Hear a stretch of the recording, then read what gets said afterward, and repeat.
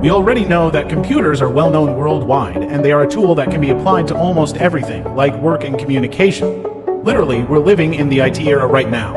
But before we reached this advanced stage, what were the early computers like? What was their purpose, and who invented them? Hello and welcome everyone. We are Group 8 and today we'll be taking you through the fascinating history of computers. Each of us will cover different key periods and developments in the evolution of computers.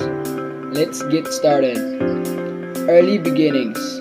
Computers have a long history that dates back much farther than most people think. The earliest computing device, the abacus, was invented around 2000 BC and used for basic arithmetic.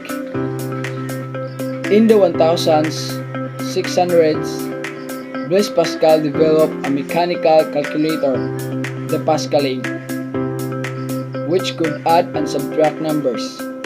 This was one of the first mechanical devices capable of performing mathematical calculation. The mechanical era.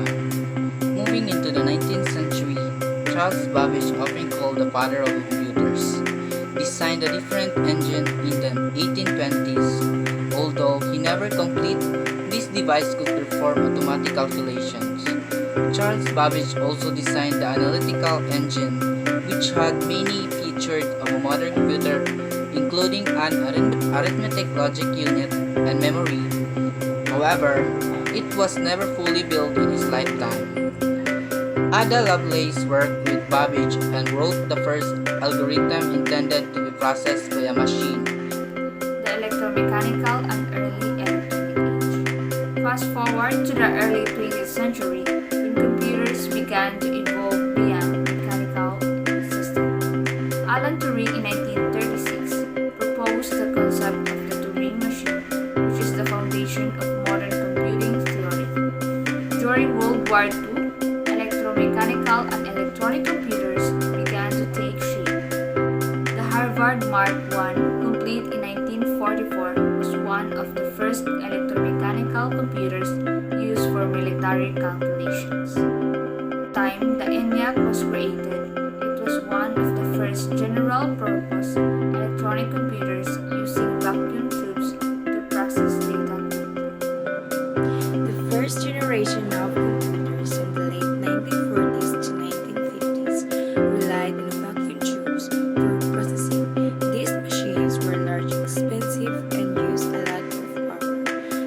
One key development during its period was the invention of the Univac, which was the first commercial computer produced in the United States in 1951. It gained fame for producing the result of the 1952 US presidential election.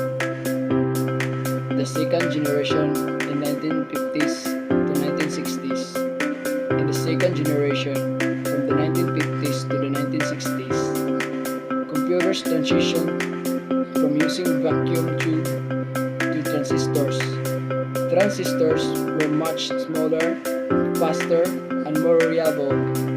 This period also saw the development of programming language like Fortran and COBOL, which made it easier to program and use computers for a wider range of tasks.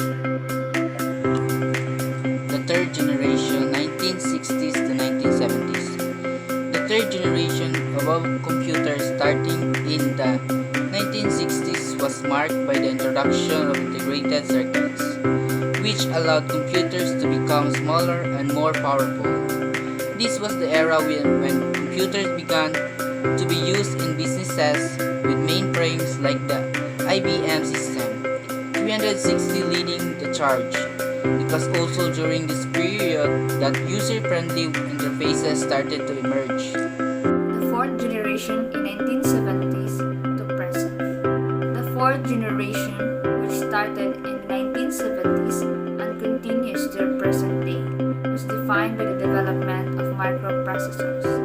This is the era when personal computers become a reality. In 1975, Bill Gates and Paul Allen founded Microsoft, and shortly after, Steve Jobs and Steve Wozniak introduced the Apple I. This was the beginning of the personal computer revolution.